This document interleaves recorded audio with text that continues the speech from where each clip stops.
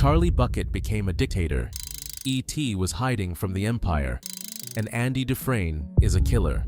Sound crazy? Wait until you see the evidence. Number 1. The Thing already won. When MacReady and Childs sit down in that final freezing scene, one of them isn't human anymore. Watch closely, and you'll notice Childs vanish during the station's destruction with zero explanation for his whereabouts. He reappears out of nowhere, completely alone, which is exactly what the creature would do after eliminating everyone else. Here, Childs is not producing visible breath vapor despite the sub-zero temperature, while MacReady's breath is clearly visible. Some viewers argue MacReady hands him gasoline disguised as alcohol to test him, and Childs drinks it without hesitation or reaction. Director John Carpenter deliberately left the ending ambiguous, refusing to give audiences closure. He said the paranoia and uncertainty were always the point, but if you examine the visual clues frame by frame, they all point in one direction. Childs might not be shivering from the cold because the Thing doesn't feel temperature the way humans do. Number 2.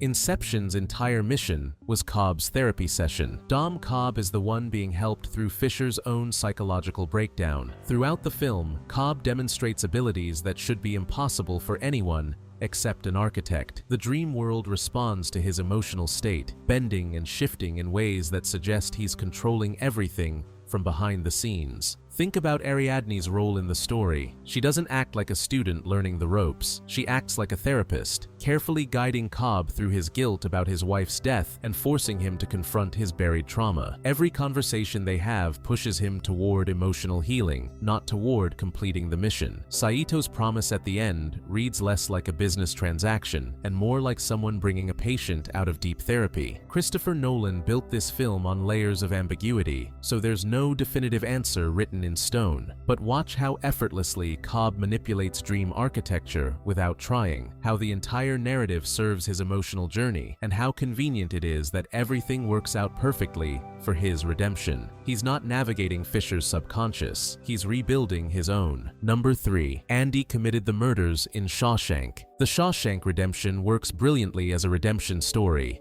unless Andy was never innocent to begin with. He openly admits to getting drunk, loading a gun, and stalking his wife and her lover on the night they died. His only defense is that he threw the gun away before pulling the trigger. Convenient timing for someone who clearly wanted them dead. The supposed proof of his innocence, Elmo Blatch's confession, is never verified with physical evidence or forensic testing. It's just one convict's story told to another convict, which any court would dismiss as hearsay. Meanwhile, Andy displays genius-level manipulation throughout his decades in prison, running financial schemes, controlling people, and playing the long game better than anyone in the facility. Number 4. E.T. was running from the Galactic Empire. E.T.'s powers aren't just alien biology, they're force abilities. He demonstrates telekinesis strong enough to levitate objects, healing powers that bring Elliot back from the brink of death, and a telepathic bond that connects their minds across distances. When he spots someone dressed as Yoda during Halloween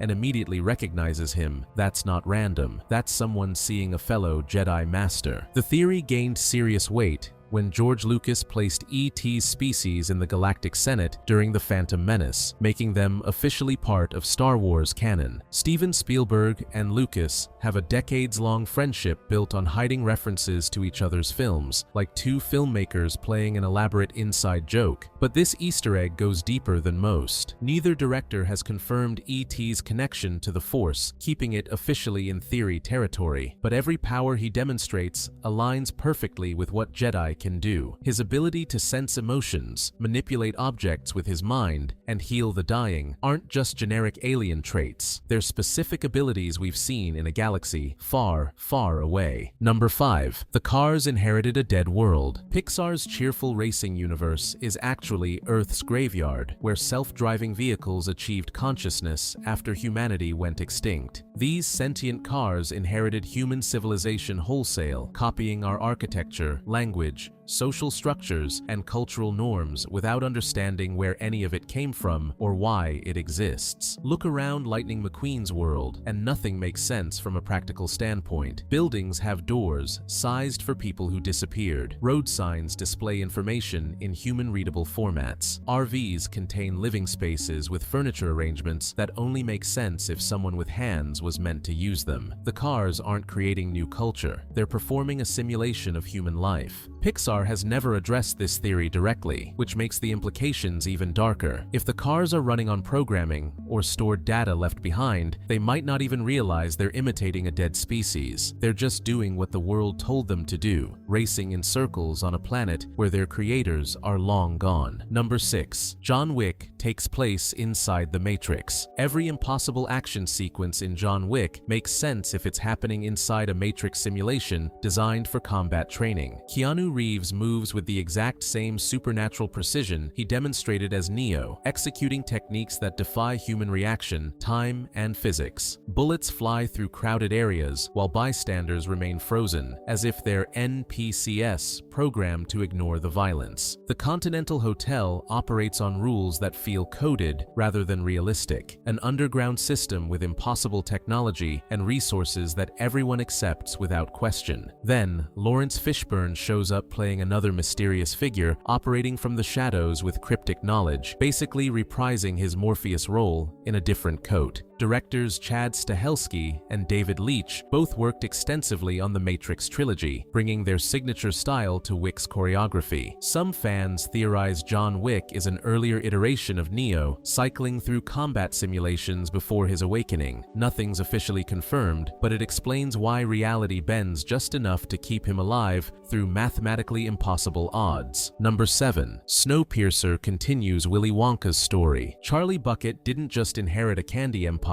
he evolved it into something much darker when the world ended in ice. Both Snowpiercer and Willy Wonka revolve around enclosed environments controlled by eccentric leaders who rule through moral tests disguised as entertainment. Wilford even wears a prominent W logo that mirrors Wonka's iconic branding almost exactly. When Wilford mentions certain species going extinct, fans interpret this as a reference to the Oompa Loompas being replaced by children trapped in the train's engine section. The character dynamics mirror each other eerily, with Gilliam playing a role similar to Slugworth, while passengers seem inspired by the warped kids from Wonka's factory tour, particularly Mike TV and Veruca Salt. The filmmakers have stayed completely silent on this theory, never confirming or denying the connection, but the visual parallels stack up too consistently to dismiss.